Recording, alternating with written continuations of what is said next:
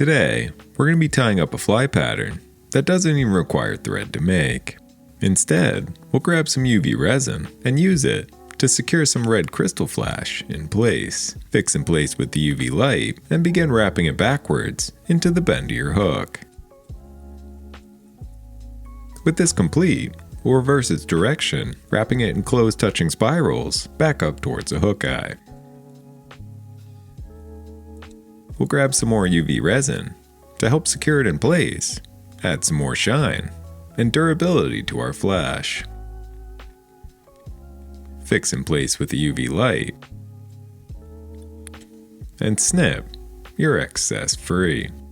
With this complete, we'll grab some saddle hackle, select some of the larger feathers at the back, and adding a bit more UV resin to the side of our fly. We'll lay the feathers over the side of our hook shank, fixing them in place with our UV light. With this complete, we'll repeat this process to the other side. Grabbing a feather, laying it down over the top, and fixing it in place with the UV light. And snip your excess free. We'll then grab a jungle cock cape, selecting some of these barred feathers towards the back or side of your cape. We'll pull a few free, adding a bit more UV resin to the side of our fly before laying it flat over the top to make up our cheeks. Fix in place with the UV light and repeat this process to the other side. When doing so, for a better look, measure up your cheeks so they perfectly match your feather's contour. You can do this by stripping away some of the excess fibers before laying it in place. And once happy, snip your excess free. Add a bit more UV resin, this time using it to fix some eyes in place. Here I'm using a living eye in the color fire.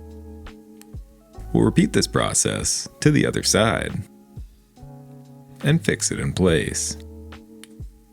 At which point, we'll grab our UV resin and use it to begin building up a bulk at the head of our fly. This will help fill in some gaps, add some shine, and durability to our pattern. Once happy, we'll fix in place with a UV light, and while I generally cut this process down, the more UV resin you use, the longer it should be hit with a light to properly cure it in place. Additionally, having a larger light can help with this process. The one I'm using here is linked below. And this is a saltwater fly pattern, much like the surf candy, but requires no thread to tie, and yet is still highly durable. This is just one pattern I tied up for fun. However, it can be made in many different colors and variations. Thank you for watching. Subscribe for more, and I will see you in the next one.